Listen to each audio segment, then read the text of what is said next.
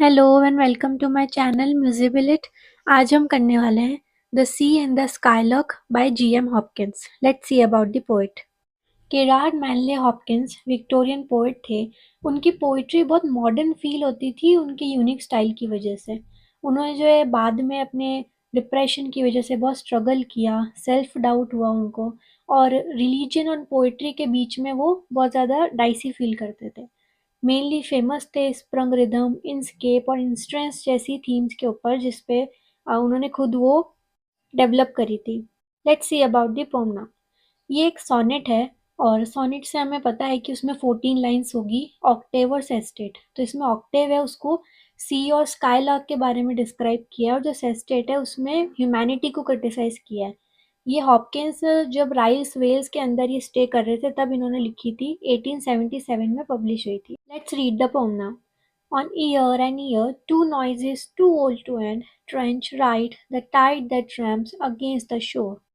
अब जो स्पीकर हैं वो सी साइड पे यानी कि समुद्र के किनारे टहल रहे हैं, और वहाँ उन्हें दो तरह की आवाज़ सुनाई दे रही है। पहली तो स्काईलार्क की, जो कि एक चिड़िया होती है, और दूसरी जो टाइड्स की आवाज़ आ रही थी, यानी कि समुद्र की लहरों की।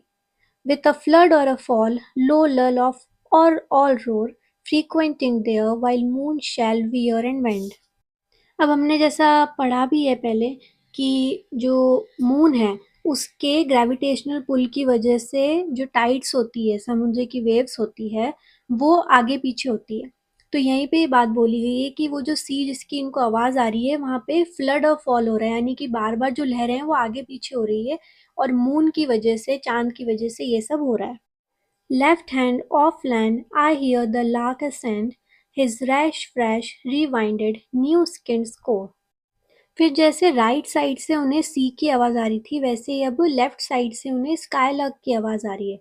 वो स्काईलार्क जो कि इतनी ऊंची उड़ान भरता है जैसे कि मानो वो अर्थ को छोड़ के कहीं और ही आसमान की तरफ बढ़ता जा रहा है। अब यहाँ पे जो स्काईलार्क का सॉन्ग है, मेलोडी है, उसको वुल से कंपेयर किया है, यानी ऊन का जो पूरा बंडल होता है उससे। अब वो क्यों कंपेयर किया है वो देखते हैं।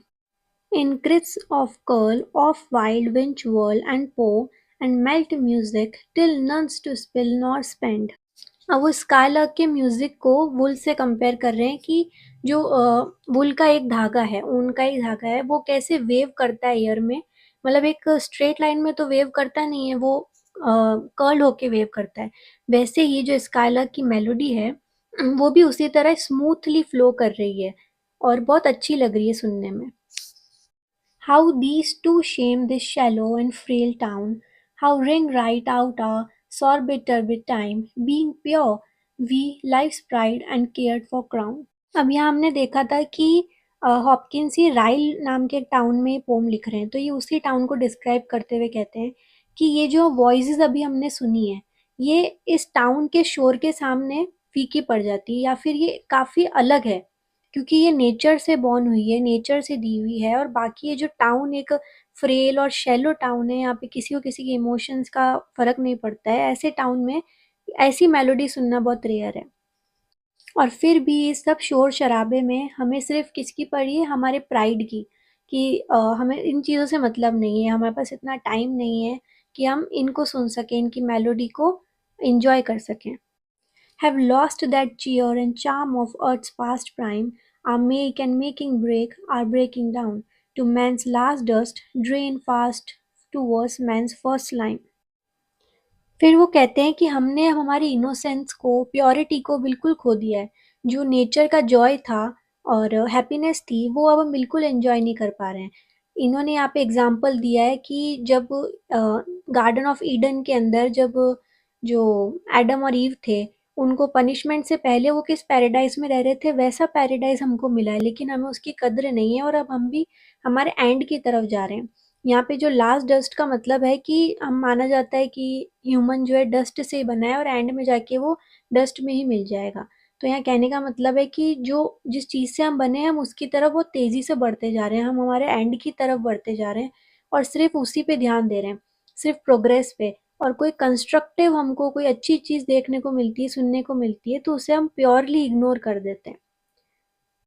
हॉपकिंस ने यहाँ पे सी और स्काईलार्क के मीडियम से ये बताने की कोशिश करी है कि कैसे अब धीरे-धीरे वर्ल्डली प्लेजर्स के अंदर और मटेरियलिस्टिक लाइफ के अंदर हम नेचर को एंजॉय करना बिल्कुल भूल चुके हैं, जहाँ से हम सब लोग बॉर्न हुए थे।